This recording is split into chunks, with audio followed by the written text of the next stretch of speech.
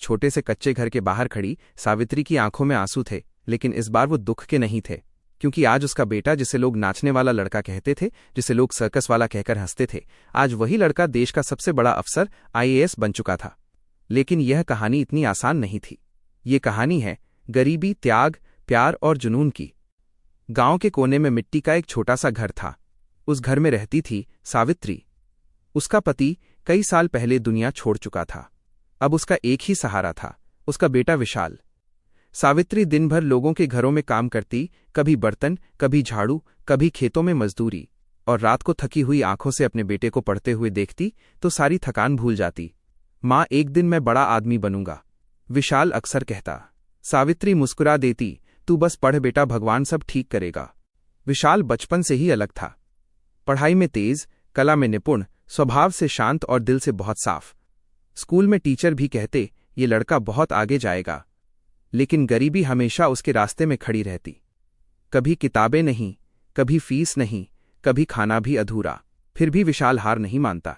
वो रात को दिए की रोशनी में पढ़ता और दिन में माँ का हाथ बटाता। किसी तरह सावित्री ने लोगों से उधार लेकर और खुद को तोड़कर विशाल को ग्रेजुएशन तक पढ़ा दिया। लेकिन अब आगे की पढ़ाई के लिए पैसे नहीं थे। एक रात सावित्री चुपचाप बैठी थी। माँ, क्या हुआ? विशाल ने पूछा। कुछ नहीं बेटा, बस सोच रही हूं आगे कैसे पढ़ेगा तू। उस दिन पहली बार विशाल ने अपनी माँ की मजबूरी को महसूस किया। अगले दिन गांव में एक सर्कस आया। ढोल नगाड़े, रोशनी, भीड़। विशाल वहां गया और उसने देखा लोग करतब दिखाकर पैसे कमा रहे थे। उसके मन में एक विचार आया। उस रात उसने माँ से कहा, माँ, मैं सर्कस में काम करूंगा। सावित्री चौंक गई, पागल हो गया है? लोग क्या कहेंगे? लोग क्या कहते हैं, इससे फर्क नहीं पड़ता माँ, मुझे बस आगे पढ़ना है। सावित्री की आंखें भर आईं, लेकिन उसने बेटे का फैसला मान लिया। सर्कस का मालिक एक दयालु इंसान था। उसने विशाल को देखा और उसकी आंखों में कुछ अलग चमक महसूस की। तू काम करेगा? मालिक ने पूछा। हाँ, लेकिन एक शर्त है, विशाल बोला। क्या? मैं पढ़ाई भी करूंगा। मालिक मुस्कुराया, तू पढ़ भी और उड़ भी। और यहीं से शुरू हुआ विशाल का नया सफर। दिन में विशाल करतब करता, रस्सी पर चलना, आग के छल्ले से कूदना, लोगों को हंसाना, और रात को वो किताबों में खो जाता। UPSC देश की सबसे कठिन परीक्षा, लेकिन उसका सपना भी सबसे बड़ा था। सर्कस का मालिक उसे रोकता नहीं, बल्कि कभी कभी एक्स्ट्रा पैसे भी दे देता। बेटा, तू बहुत आगे जाएगा, वो कहता। उसी सर्कस में एक लड़की थी, कनिका। वो भी सर्कस में काम करती थी। पहले तो दोनों बस सहकर्मी थे, फिर दोस्त बन गए और धीरे धीरे दिलों में कुछ और भी होने लगा। तू अलग है विशाल, कनिका ने एक दिन कहा। कैसे? तू सपने देखता है और उन्हें सच भी करेगा। विशाल ने पहली बार UPSC का एग्जाम दिया, लेकिन वो पास नहीं हो पाया। उस रात वो चुप था। कनिका उसके पास आई, हार मान रहा है? नहीं, विशाल ने धीरे से कहा, बस थोड़ा दर्द है। कनिका मुस्कुराई, तो ठीक है, मैं तेरे साथ हूं। पहले अटेम्प्ट में असफल होने के बाद उस रात सर्कस के छोटे से टेंट में विशाल चुपचाप बैठा था। बाहर लोग हंस रहे थे, तालियां बज रही थीं, लेकिन अंदर उसका मन टूट चुका था। शायद ये मेरे बस की बात नहीं, उसने धीरे से कहा। तभी पीछे से आवाज आई, तो फिर तू बाकी लोगों जैसा ही निकला। वो कनिका थी। विशाल ने उसकी तरफ देखा। मैंने पूरी कोशिश की थी। कनिका उसकी आंखों में देखते हुए बोली, कोशिश नहीं, जुनून चाहिए होता है UPSC के लिए। कुछ पल के लिए सन्नाटा छा गया। फिर विशाल उठा। उसकी आंखों में फिर वही आग थी। ठीक है, अब की बार सिर्फ कोशिश नहीं, अपनी पूरी जिंदगी लगा दूंगा। अब विशाल बदल चुका था। उसने अपनी दिनचर्या और सख्त कर दी। हर मिनट का हिसाब रखने लगा। मोबाइल, मस्ती सब छोड़ दिया। दिन में सर्कस, रात में पढ़ाई, नींद भी अब उसकी दुश्मन बन चुकी थी। सर्कस का मालिक ये सब देख रहा था। एक दिन उसने विशाल को बुलाया। बेटा, थक नहीं जाता? विशाल मुस्कुराया, थकता हूं, लेकिन रुकना नहीं चाहता। मालिक की आंखें भर आईं। तू सिर्फ मेरा कर्मचारी नहीं है, तू मेरा सपना है अब। दूसरे अटेम्प्ट का समय नजदीक आ रहा था, लेकिन एक बड़ी समस्या थी, पैसे। फॉर्म, किताबें, सफर, सबके लिए पैसे चाहिए थे। विशाल ने अपनी छोटी छोटी बचत निकाली, लेकिन वो काफी नहीं थी। वो मालिक के पास गया। सर, मुझे कुछ पैसे चाहिए। मालिक ने बिना पूछे उसके हाथ में पैसे रख दिए। लौटाना मत, बस IAS बनकर मुझे याद रखना। विशाल की आंखों से आंसू निकल पड़े। मैं आपका ये एहसान कभी नहीं भूलूंगा। दिन आ गया, UPSC प्रीलिम्स। विशाल परीक्षा हॉल में बैठा था। उसके हाथ थोड़े कांप रहे थे, लेकिन दिल में विश्वास था। ये मेरा आखिरी मौका नहीं, लेकिन सबसे बड़ा मौका जरूर है। उसने पेपर शुरू किया और इस बार हर सवाल उसे अपना सा लग रहा था। परीक्षा के बाद का समय सबसे मुश्किल होता है। हर दिन बस एक ही सवाल, क्या मैं पास हो जाऊंगा? कनिका हर दिन उसे हिम्मत देती, तू कर लेगा, मुझे यकीन है। और फिर एक दिन रिजल्ट आया। विशाल ने कांपते हाथों से रिजल्ट देखा और उसका नाम था। वो पास हो गया था। उसकी आंखों से आंसू निकल पड़े, लेकिन इस बार खुशी के। वो दौड़ता हुआ सर्कस पहुंचा। मैं पास हो गया। सब लोग खुश हो गए। मालिक ने उसे गले लगा लिया। मुझे पता था, उसने कहा। कनिका बस दूर खड़ी मुस्कुरा रही थी।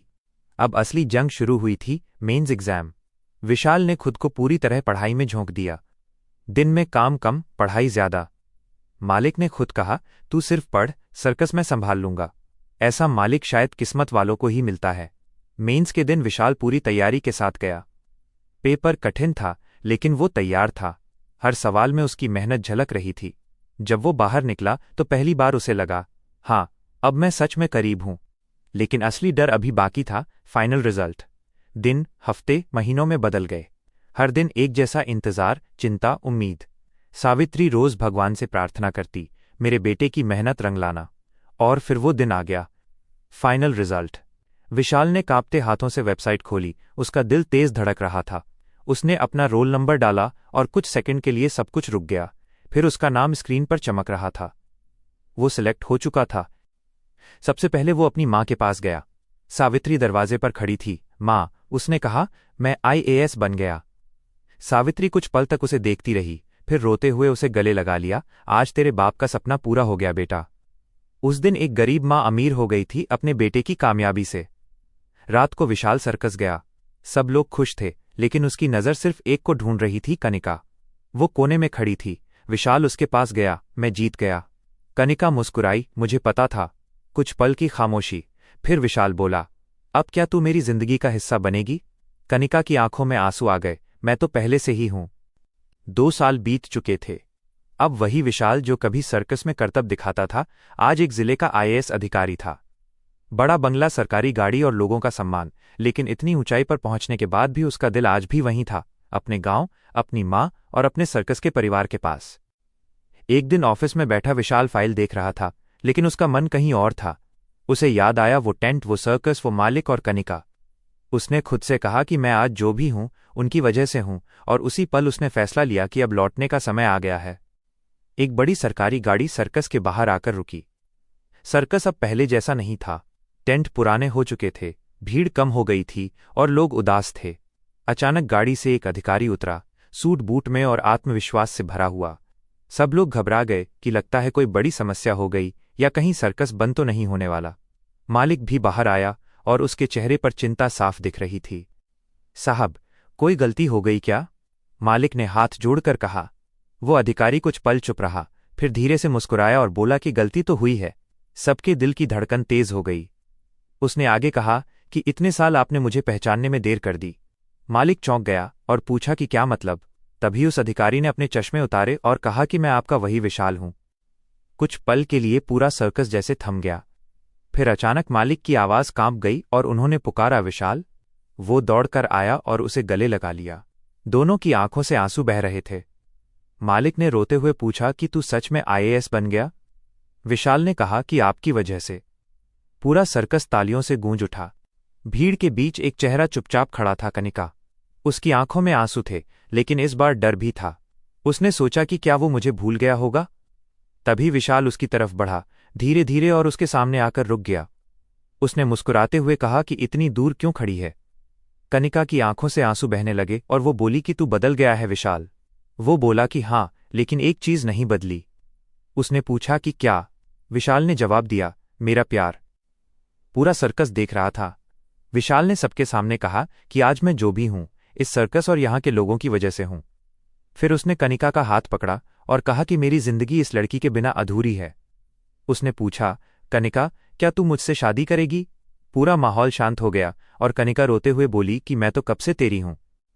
कुछ ही समय बाद साधारण लेकिन दिल से भरी शादी हुई। गांव वाले, सर्कस के लोग और सावित्री सब मौजूद थे। सावित्री की आंखों में गर्व था कि उसका बेटा आज सच में बड़ा आदमी बन गया। शादी के बाद भी विशाल ने सर्कस को नहीं छोड़ा। उसने सर्कस को नया रूप दिया, बेहतर सुविधाएं, बच्चों के लिए शिक्षा और कलाकारों के लिए सम्मान। अब वो सिर्फ आईएएस नहीं था, वो उम्मीद बन चुका था। कहानी का सार यही है कि किसी का काम छोटा नहीं होता और कोई सपना बड़ा नहीं होता। अगर हौसले सच्चे हों तो मिट्टी से उठकर भी इंसान आसमान छू सकता है।